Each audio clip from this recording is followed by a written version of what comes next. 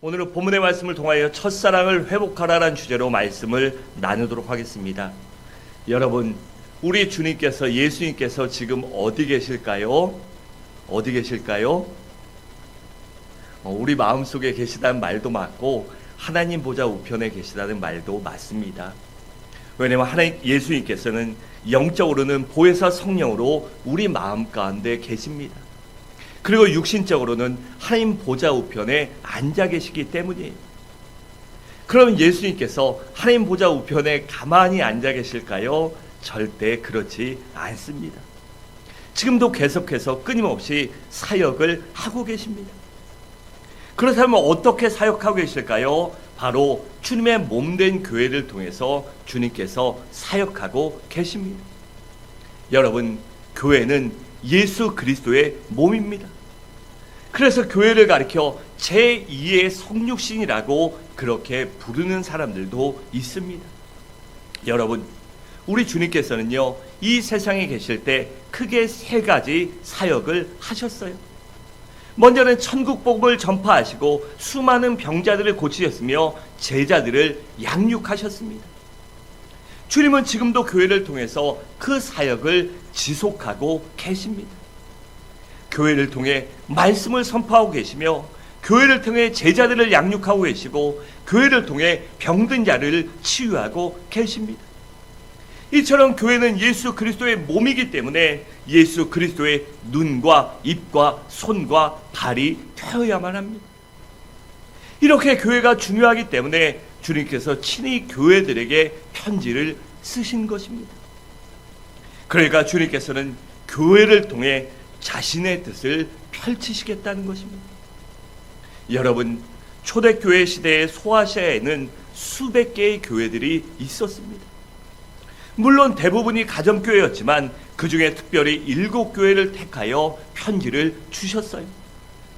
그 이유는 모든 교회들이 이 7가지 교회들의 유형에 부합하기 때문이에요. 그런데 요한계시록 2장과 3장에 나오는 7교회들에게는 몇 가지 공통적인 특징이 있습니다. 먼저는 수신자가 나와요.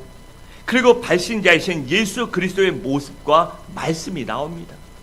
그리고 칭찬이 나오고 그 외에 책망도 나옵니다.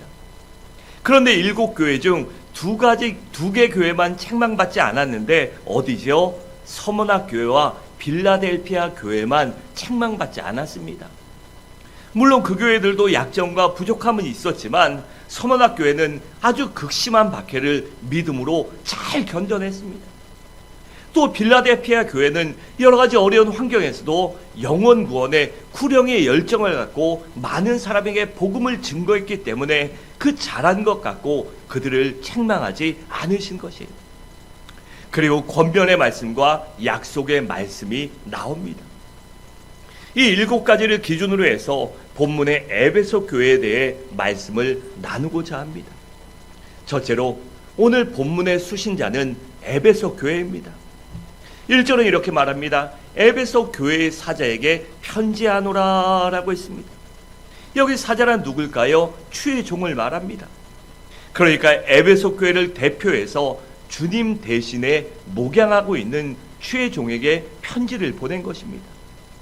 여러분, 이 본문에 있는 에베소 교회는 소아시아의 한 곳 도시로 정치와 금융과 무역의 중심지였습니다. 그렇게 돈도 넘쳐나고 사람도 넘쳐나다 보니까 이방 종교도 넘쳐났고요. 로마의 중심지로 로마 황제 숭배의 중심이었어요. 특히 에베소 사람들은 다산과 정욕을 대표하는 다이아나라는 여신을 많이 섬겼습니다. 이런 지역에 에베소 교회를 누가 세웠는지 정확한 기록은 없지만 아마도 사도 바울이 약 3년 동안 제3차 전도 여행을 할 때 약 3년 동안 에베소 지역에 머물며 집중적으로 전도하고 양육했기 때문에 에베소 교회를 바울이 세웠을 것으로 추측합니다. 그리고 사도 바울이 떠난 후에 디모데가 목회했고 그 뒤를 이어 사도 요한이 목회했습니다. 그래서 소아시아의 많은 교회 중에 가장 중요한 부분과 역할을 담당했던 소아시아 교회의 초대교회의 중심이었습니다. 둘째로 그들에게 편지한 발신자는 누구일까요?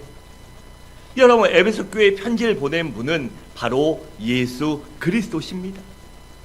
1절 하반절에 이렇게 말합니다. 오른손에 7뼈를 붙잡고 7 금초대 사이를 거니시는 이가 이르시되라고 했고, 요한계시록 1장 20절에 보면 내가 본 것은 내 오른손의 7뼈의 비밀과 또 7 금초대라. 7뼈는 7 교회의 사자요 7 촛대는 7 교회니라 라고 했습니다.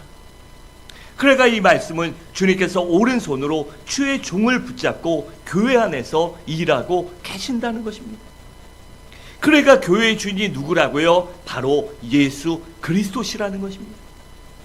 그렇기 때문에 교회는 예수님을 위해서만 존재해야 하는 것입니다. 목회자도 아니고 성도도 아니고 어떤 누구와 세상이나 어떠한 것도 아니라 교회는 예수님만을 위해서 존재해야 한다는 것입니다. 그래서 교회는 주님의 몸이기 때문에 주님께서 교회 안에 거하시고 교회를 통해 역사하시는 거예요. 그렇기 때문에 교회가 중요한 것입니다. 셋째로, 그렇다면 이러한 에베소 교회에 하신 주님의 칭찬은 무엇일까요? 먼저는 저들의 행위와 수고와 인내를 칭찬하셨습니다. 2절은 이렇게 말합니다. 내가 내 행위와 수고와 내 인내를 알고라고 했습니다. 그러니까 그들의 좋은 행위와 수고와 인내를 주님이 보시고 기억하시고 인정하셨다는 것이에요. 또 3절은 이렇게 말합니다. 또 내가 참고 내 이름을 위하여 견디고 게으르지 아니한 것을 아노라라고 했습니다. 그러니까 주님 때문에 그들이 참고 인내하고 견디고 열심을 냈다는 것입니다.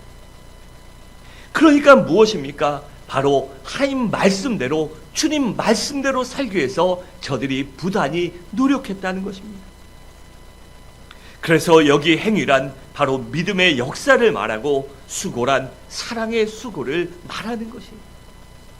그러니까 성도들이 자신의 것을 희생하면서까지도 서로 기쁨으로 섬겼다는 것입니다. 또한 인내란 무엇일까요? 하늘에 대한 소망을 갖고 그 영혼의 때를 사모하며 내가 하나님 나라에 가서 그 상급의 심판대에 가서 천국에 가서 아버지 앞에 가서 반드시 칭찬과 상급을 받으리라는 믿음을 갖고 숱한 시련과 역경과 핍박을 끝까지 견디고 인내하고 참았다는 것입니다. 바로 주님은 저들의 이런 모습을 보시고 칭찬하신 것입니다. 여러분, 오늘날 우리들에게 지금 현대 교인들에게 필요한 것이 무엇일까요? 그것은 바로 예수 그리스도에 대한 온전한 믿음과 이웃에 대한 사랑과 하나님 나라에 대한 소망으로 인내할 줄 아는 것입니다. 그런 확실한 믿음과 담대하게 신앙생활하는 것, 그것이 바로 작금의 우리에게 필요한 것이에요.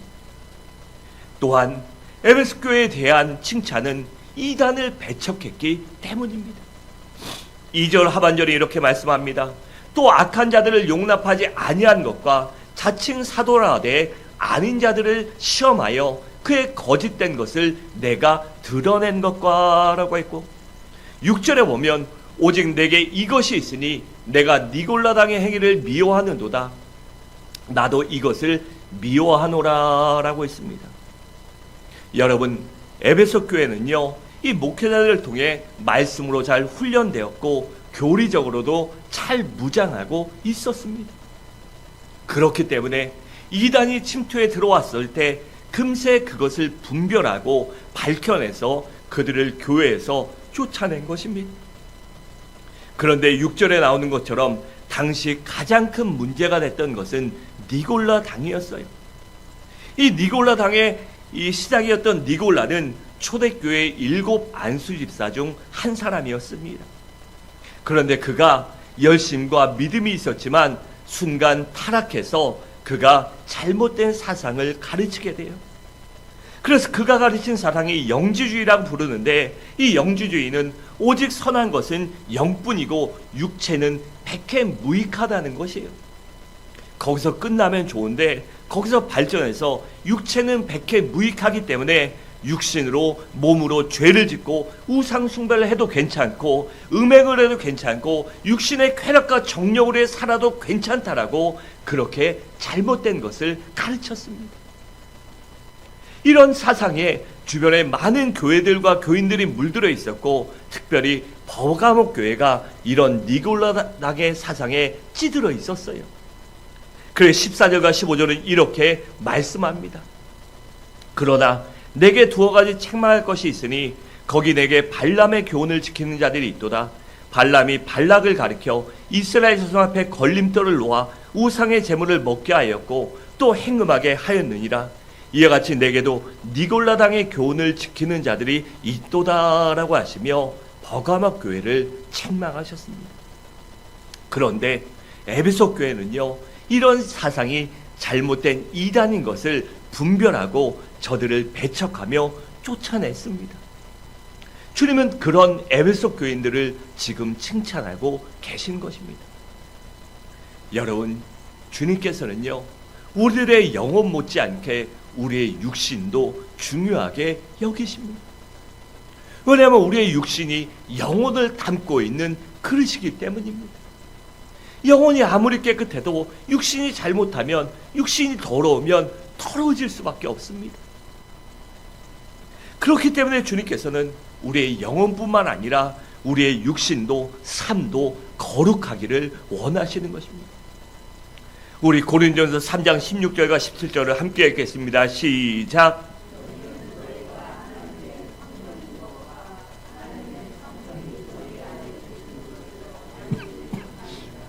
누구든지 하나님의 성전을 더럽히면 하나님이 그 사람을 멸하시리라. 하나님의 성전은 거룩하니 너희도 그러하니라. 아멘.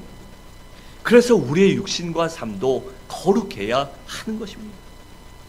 여러분, 지금 우리 주위에 얼마나 많은 이단들이 활개를 치고 있습니까? 저들은 니골라당처럼 교묘하게 교회 안에 침투해서 교인들을 현혹합니다.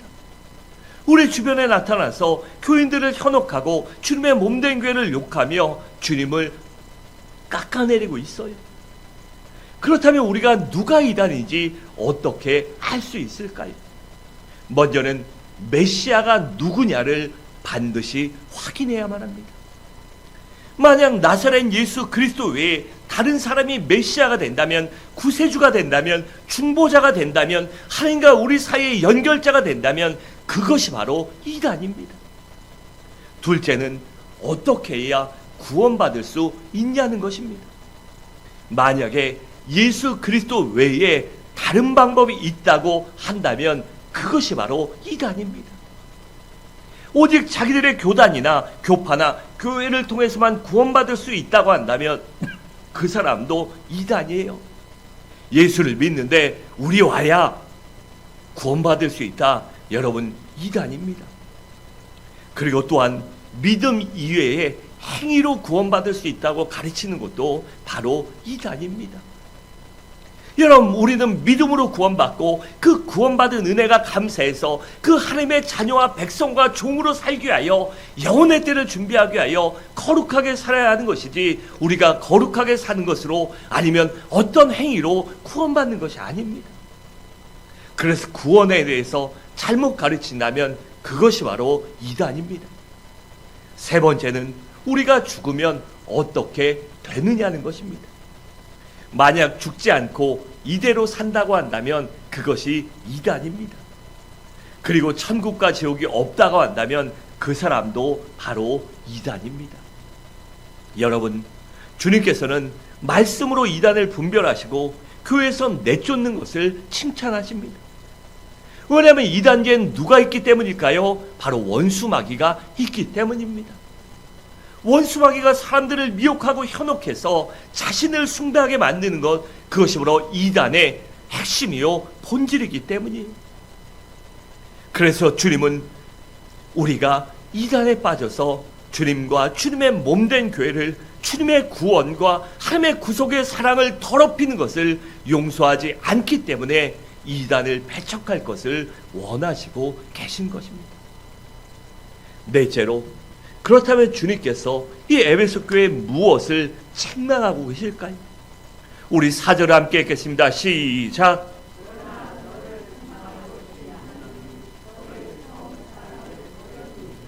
아멘. 그러니까 주님께서 지금 에베소 교회가 첫사랑을 잃어버린 것을 책망하고 계신 것입니다. 그렇다면 첫사랑이 무엇일까요? 그것은 바로 순수함을 말합니다. 여러분, 우리도요, 연애 처음 할 때 어땠습니까? 순수했습니다. 그저 바라만 봐도 좋고 함께 있어도 좋고, 그냥 함께 있지 못하면 그것이 힘들고 어렵고 어떻게 해서든 그것이 첫사랑의 순수함 아닙니까? 저도 저희 아내 처음 만났을 때요, 맨날 보고 싶었습니다. 보고 있어도 보고 싶고 계속 같이 있고 싶고 집에 보내기 싫고, 그게 첫사랑 아닙니까? 다 퍼주고 싶고 다 줘도 안 아깝고, 내가 조금 힘들고 내가 조금 아파도 그것이 즐겁고 기쁜 것, 그것이 첫사랑의 순수함 아닙니까? 그러니까 주님께서는 주님의 몸된 교회와 교인들에게 처음 예수를 믿고 구원받았을 때의 감격과 순수함을 잃어버리지 말아라. 그리고 예수 그리스도의 십자가에 대한 사랑과 그 감격과 감사도 잊어버리지 말아라. 그리고 순수한 믿음과 감사도 잊어버리지 말고, 순수한 열정과 관심도, 순수한 봉사도 잃어버리지 말라고 말씀하고 있는 것입니다. 그런데 에베소 교인들은 어떻게 됐을까요? 신앙의 연륜이 쌓이고 천정교회가 부흥되고 안정되자 이 순수함을 잃어버리고 말았습니다. 어느덧 사랑과 은혜는 사라져버리고 점점 의무감과 체면과 형식주의로 흘러갔습니다.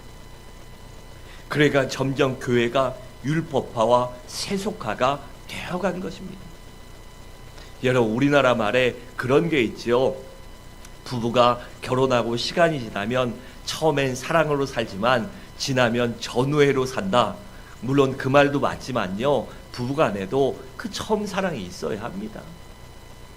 부부간에도 처음 사랑이 있고 서로 사랑하는 마음, 애틋하는 마음이 있어야 여러분 평생 행복하게 살지요. 그냥 전우애로 어쩔 수 없이 살면 여러분 어떡합니까?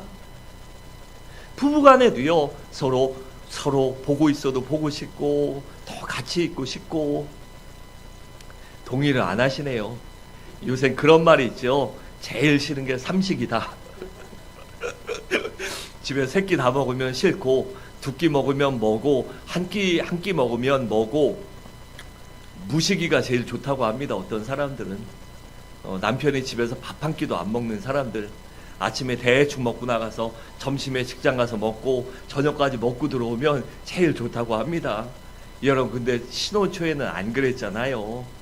내가 맛있는 거 해줘서 맛있게 먹는 거, 내가 맛없이 해도 맛있다고 해줄 때 그때 기쁨을 느꼈잖아요. 근데 어느 날 무식이가 좋아지면 잘못된 것입니다. 우리 신앙생활도 마찬가지입니다. 처음에는 주님 성전에 나와서 십자가만 봐도 눈물이 흐르고, 주님의 그 사랑이, 나를 구원해준 사랑이 너무나 감사해서 주님만 생각해도 눈물이 나고, 주여 이 소리만 외쳐도 눈물 나고 가슴이 아파왔는데, 어느덧 신앙생활하며 그러한 것은 잊어버리고 첨시험 형식과 또한 의무만 남게 되었어요. 감격도 사라지고 기쁨도 사라지고 열정도 사라지고 말았다면 그것이 바로 문제요, 아픔인 것입니다. 여러분, 우리 주님이 원하시는 것이 무엇일까요? 그것은 바로 우리의 신앙의 순수함과 열정을 끝까지 지키는 것입니다. 처음 예수 믿었을 때 그 순수함과 열정, 눈물과 감사, 감격과 어린아이 같은 그 기쁨을 잊어버리지 않는 것입니다.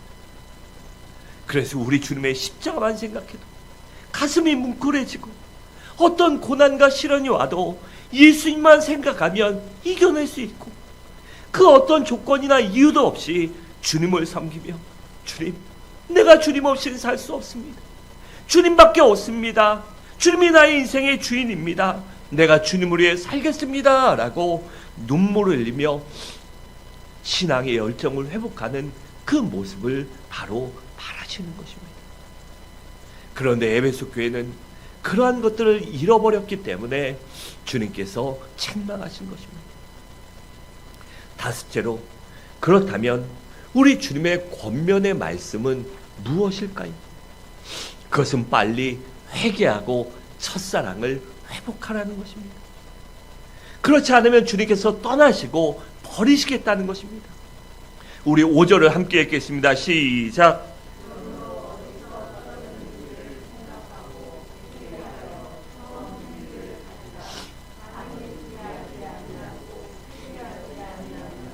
내가 내게 가서 내 촛대를 그 자리에서 옮기리라. 아멘. 여러분, 나도 모르는 사이에 내 마음이 굳어져서 어느덧 감사와 감격도 잃어버리고 눈물도 잃어버리고 열정도 잃어버리고 신앙이 교리화와 형식화될 수 있습니다. 나도 모르는 사이에 직분에 파묻혀 자신을 잃어버리고 나의 신앙이 체면이나 의무화되고 계급화되고 세속화되고 기복화될 수 있습니다. 여러분, 혹시 나에게 이런 모습이 있다면 이 시간 회개하시기 바랍니다. 그것만이 내가 살 길이요, 내가 첫사랑을 회복할 수 있는 길이기 때문입니다.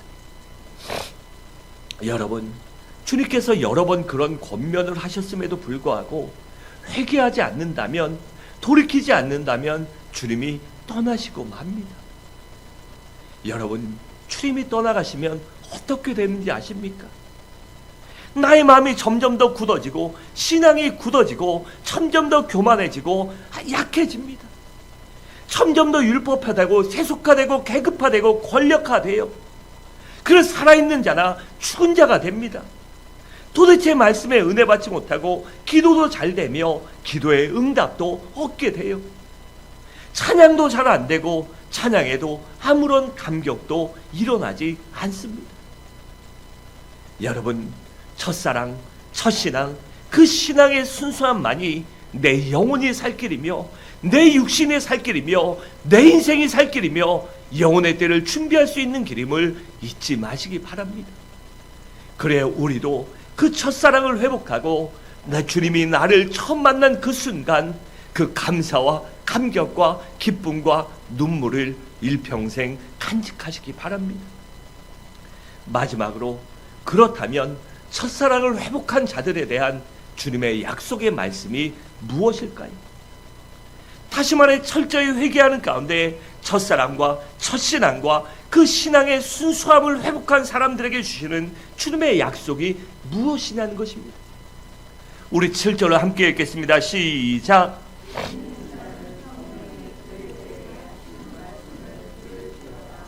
이기는 그에게는 내가 하나님의 낙원에 있는 생명나무의 열매를 주어 먹게 하리라. 아멘. 여러분, 우리 육신의 귀가 열려야 바르게 듣고 바르게 행할 수 있듯이 영적인 귀가 열려 있어야 주님 말씀을 들을 수 있고 깨달을 수 있고 믿을 수 있고 순종할 수 있는 것입니다. 우리 모두 그렇기 때문에 영적인 귀와 눈이 열리시기 바랍니다. 그래서 영적인 눈과 귀가 열려 우리 주님을 바라보고 주님의 말씀을 듣고 주님의 음성을 듣고 주님과 교제하시기 바랍니다. 그리고 7절에 이기는 자란 바로 주님의 말씀에 순종한 자를 말합니다. 다시 말해 주님의 말씀을 듣고 회개하는 가운데 첫사랑과 첫신앙의 순수함을 회복한 자를 말해요. 그런 자에게 무엇을 주시겠다고 했죠? 하늘 아래의 생명나무의 열매를 주시겠다고 하십니다. 그 뜻이 무엇일까요? 먼저는 천국의 기쁨을 맛보게 하시겠다는 것입니다. 우리가 이 땅에 고된 삶을 살아가지만 천국의 기쁨을 맛본다면, 그 영혼의 때를 바라본다면 얼마나 기쁨과 감사와 감격 속에 살아갈 수 있겠습니까? 또한 항상 주님과 영적인 깊은 교제를 나누게 해주시겠다는 것입니다. 우리가 주님과 영적인 깊은 교제를 나눈다면 우리의 신앙이요 어떠한 상황과 환경에서도 이겨낼 수 있는 것입니다. 때로는 사망의 음침한 골짜기를 지날지라도 주님이 나와 함께 하신다, 주님의 오른손이 나를 붙들으시며 나를 일으키시며 나와 함께 하시며 반드시 나를 승리케 하신다는 그 믿음이 잃어버리지 않기 때문에 우리가 어떠한 시련과 역경도 이겨낼 수 있게 되는 것입니다.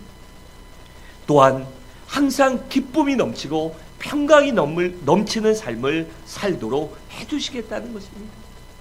여러분, 주님과 교제하며 내게 믿음의 확신, 구원의 확신, 내세의 확신, 천국의 확신, 응답의 확신, 임재의 확신, 도우심의 확신이 있다면 우리가 어찌 기뻐하지 않을 수 있고 감사하지 않을 수 있고 어찌 즐겁고 행복한 인생을 살아가지 않을 수 있겠습니까?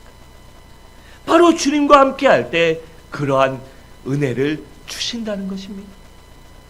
여러분, 우리 인생 살아보면요, 그렇게 크게 웃을 일도 그렇게 크게 울 일도 많지 않습니다. 우리 같은 필부필러들이 살아가면서 정말 죽을 것 같은 위기를 얼마나 만나겠습니까? 또 일확천금이나 황제와 같은 일이 우리 가운데 얼마나 많이 일어납니까? 지나보면 할 걸 하는 것들이 얼마나 많이 있습니까? 저도 할 걸 했던 일들이요 정말 많습니다. 할 걸 했을 때 했다면 지금 엄청 부자도 되고 잘 됐을 것입니다. 근데 걸 했기 때문에 못한 것이죠. 여러분, 그것이 우리의 인생입니다. 그러한 인생에 어찌 큰 기쁨이 있겠어요? 하지만 주님이 함께 하시면 우리 가운데 주님이 주시는 우리의 영적은 우리의 마음속에 심령 속에서 넘쳐나는 기쁨과 평강을 주시겠다는 것입니다. 그러니 어찌 우리가 첫사랑을 회복하지 않을 이유가 어디 있겠습니까? 사랑하는 성도 여러분, 말씀을 마치도록 하겠습니다. 여러분, 사람이 굳어지면 죽게 되는 것입니다. 음식도 굳어지면 먹을 수 없어요. 마찬가지로 우리의 신앙도 굳어지면 절대로 안 됩니다. 그럼 우리 모두 첫사랑을 회복하고 순수한 마음으로 신앙생활 하시기 바랍니다. 그래야므로 형식화와 율법화와 의무화와 체면화와 계급화에서 벗어나서 주님 앞에 어린아이 같이 나와서 주님을 바라볼 수 있는 순수한 믿음과 순수한 신앙과 순수한 열정으로 주님 주시는 은혜 또한 누릴 수 있는 그 생명나무의 열매를 먹을 수 있는 우리 모든 성도님들 되시기를 주님의 이름으로 간절히 축원합니다.